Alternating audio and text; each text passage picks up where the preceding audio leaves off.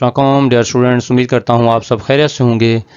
آج ہم unit 3 poem A bird came down the walk کے 5 سٹینزا، اس کے ریفرنسز، کنٹیکسٹ اور ایکسپلینیشن انگلش اور اردو ترجمے کے ساتھ سیکھیں گے۔ اگر ابھی تک آپ نے میرا چینل سبسکرائب نہیں کیا تو سبسکرائب کریں، لائک کریں اور کمنٹ کریں۔ ہر سٹینزے کے ساتھ کنٹیکسٹ اور ایکسپلینیشن دی گئی ہے اور ریفرنس پہلے سٹینزا کے ساتھ دیا گیا ہے، جو کہ نیکسٹ جو 4 سٹینزا ہیں ان کے ساتھ بھی وہی سیم ریفرنس آئے گا۔ چلیں سٹارٹ کرتے ہیں۔ ڈیئر اسٹوڈنٹس، اب ہم سٹینزاز کا ریفرنس، اس کے ساتھ اس کی اردو، کنٹیکسٹ اس کے ساتھ اس کی اردو، ایکسپلینیشن اس کے ساتھ اس کی اردو، ساتھ ساتھ اردو اس لیے دی گئی ہے تاکہ آپ کو یاد کرنے میں آسانی رہے۔ پیپر میں آپ نے بس ریفرنس، اس کے نیچے کنٹیکسٹ اور ایکسپلینیشن صرف انگلش میں لکھنی ہوگی۔ آئیے اب ہم سٹارٹ کرتے ہیں۔ A bird came down the walk he did not know. I saw he bit an angleworm in halves and ate the fellow raw. These lines are from Emily Dickinson's poem A Bird Came Down the Walk, where she describes the natural behavior of a bird.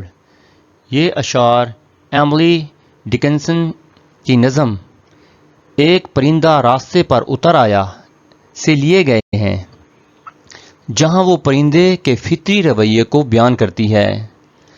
اب ہم context کرتے ہیں۔ The poet شاعر آبزرز مشاہدہ کرتا ہے، a bird ایک پرندے کے واکنگ چلنے کا ان دا گارڈن باغ میں۔ شاعرہ ایک پرندے کو باغ میں چلتے ہوئے دیکھتی ہے۔ unaware بے خبر ہو کر، of being watched دیکھے جانے کے، جو یہ نہیں جانتا تھا کہ کوئی اسے دیکھ رہا ہے۔ she captured اس نے نوٹ کیا، its instinctive act اس کے فطری عمل کو، آف ایٹنگ کھانے کے، آ worm ایک کیڑا، وہ اس کے فطری عمل یعنی کیڑا کھانے کو نوٹ کرتی ہیں۔ دا برڈ پرندہ، کٹس کاٹتا ہے، آ worm ایک کیڑے کو، انٹو 2 pieces 2 ٹکڑوں میں، اینڈ ایٹس اور کھاتا ہے، اٹ را اسے کچا کھا جاتا ہے۔ پرندہ ایک کیڑے کو 2 حصوں میں کاٹ کر کچا کھا لیتا ہے۔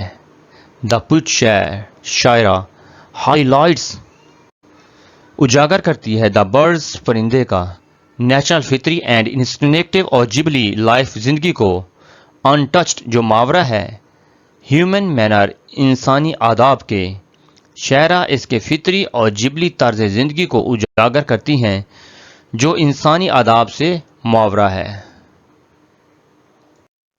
Stanza 2 And then he drank a dew from convenient grass and then hopped sidewise to the wall to let a beetle pass.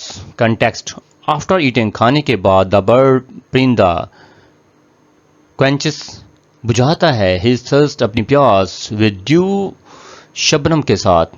کھانے کے بعد پرندہ شبنم سے اپنی پیاس بجھاتا ہے، and politely اور شائستگی سے give way راستہ دیتا ہے to another دوسرے small creature دوسرے چھوٹی مخلوق کو یا جاندار کو، اور شائستگی سے ایک اور جاندار کو راستہ دیتا ہے۔ the bird پرندہ drinks پیتا ہے dew شبنم from grass گھاس سے، and then پھر moves چلا جاتا ہے aside ایک طرف ہو جاتا ہے to let a beetle pass ایک بھنورے کو راستہ دینے کے لیے۔ پرندہ گھاس کے شبنم پیتا ہے، پرندہ گھاس کی شبنم پیتا ہے اور پھر ایک بھنورے کو گزرنے کے لیے ایک طرف ہو جاتا ہے. دس پورٹریز یہ منظر دا ہارمنی ہم آہنگی ہے اینڈ جینٹلنس اور نرمی کو ظاہر کرتا ہے پریزنٹ پیش کرتا ہے ان نیچر فطرت میں.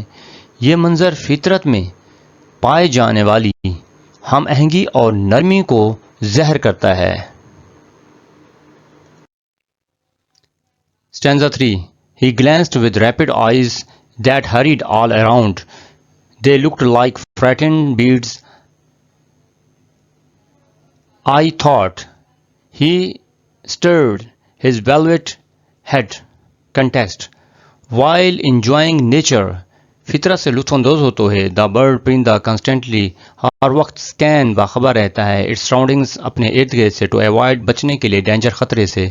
فطرت سے لطف اندوز ہوتے ہوئے پرندہ ہر وقت اپنے ارد گرد خطرات سے باخبر رہتا ہے.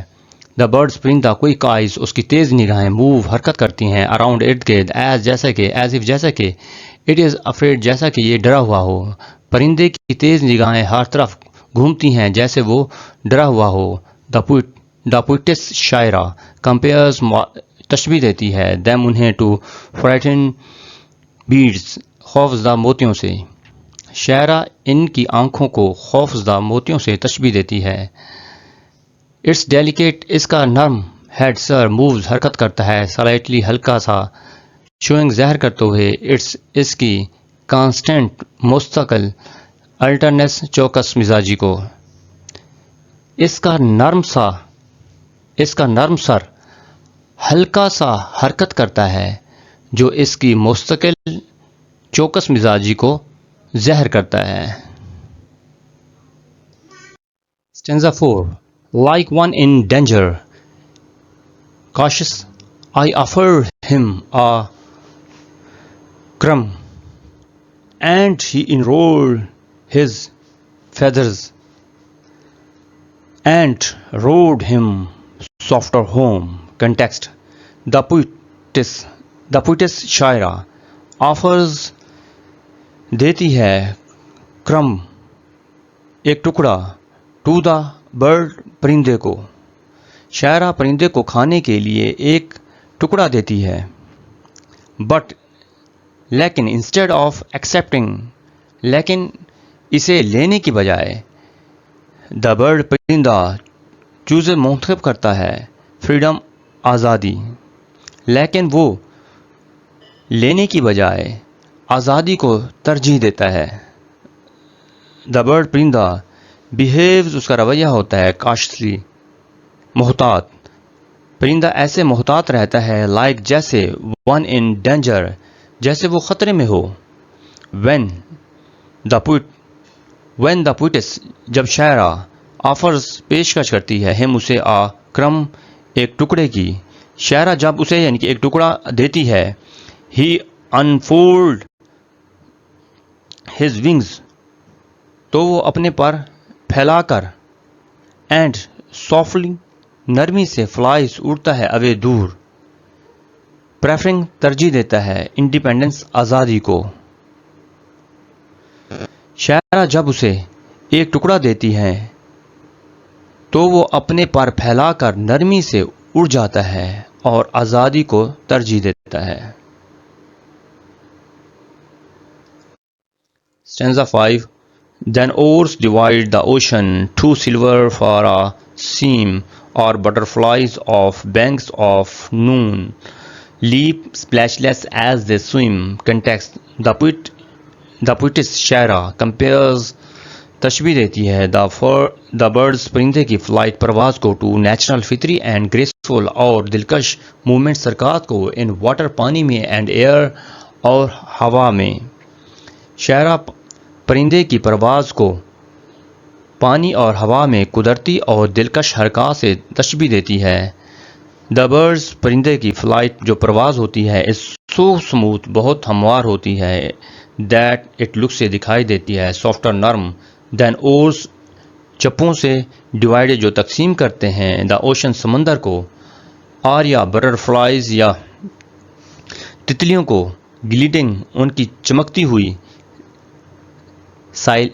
سائلنٹلی خاموشی سے ان سن لائٹ سورج کی روشنی میں.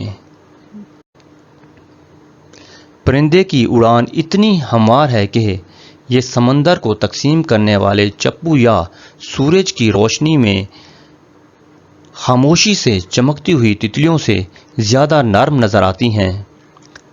دس یہ سمبلائزز علامت ہے فریڈم آزادی کی اینڈ اور بیوٹی خوبصورتی کی ان نیچر فطرت میں. یہ فطرت میں آزادی اور خوبصورتی کی علامت ہے. ڈیئر اسٹوڈنٹ، لاسٹ لیکچر میں بھی میں نے سمری دی تھی، یہ اس سے کچھ شارٹ سمری ہے. چلیں اسٹڈی کرتے ہیں. The poet describes a bird quietly walking in nature. It eats a worm and drinks dew from the grass. The bird looks cautious and alert to danger. The poet offers a crumb, but the bird refuses. Instead, it spreads its wings and flies away gracefully. The flight is compared to oars in the sea and butterflies in the air. Dear students, اب ہم اس poem کے questions answer کرتے ہیں اردو ترجمے کے ساتھ. Question number 1. Identify an example of personification in the poem. How does it enhance your understanding of the bird? Example: it stirred his velvet head, gives the bird human-like qualities, making its action more relatable. Question 2. Discuss the metaphor in the final stanza where the bird's flight is compared to oars divide the ocean. What effect does this comparison create? The metaphor creates a smooth, graceful image of flight like oars gently moving through water. Question 3. Find a simile in the poem and explain its significance in the overall imagery. Simile like: one in danger caches. It shows the bird's alertness and builds tension in the imagery. Question 4. How does Dickinson use visual imagery to describe the bird's actions? Provide examples. She uses images like drank a dew, hopped sidewise, and let a beetle pass to make the actions vivid. Question 5. What is the effect of tactile imagery in the phrase "he stirred his velvet head"? How does it contribute to the tone of the poem? It creates a soft, delicate feeling, adding gentleness to the tune. Question 6. How does the mood shift from the beginning to the end of the poem? What words or phrases help create this shift? The mood shifts from calm observation to awe and wonder. Words like frighten, rode him, softer home show this change. Question 7. What do you think Dickinson is trying to convey about the relationship between humans and nature? She suggests humans are only silent observers of nature's beauty and must respect its independence. How does the bird's decision to fly away rather than accept the crumb reflect broader themes of freedom and independence? It shows the bird values independence more than human help, symbolizing freedom. Question 9. How does the poem explore the concept of natural beauty versus natural brutality? Beauty drinking dew, flying gracefully. Brutality eating a worm in halves. Both sides of nature are shown. Question 10. What is the significance of the speaker observing the bird without the bird's knowledge? How does this affect the tone of the poem? It adds secrecy and innocence, making the tone gentle and curious.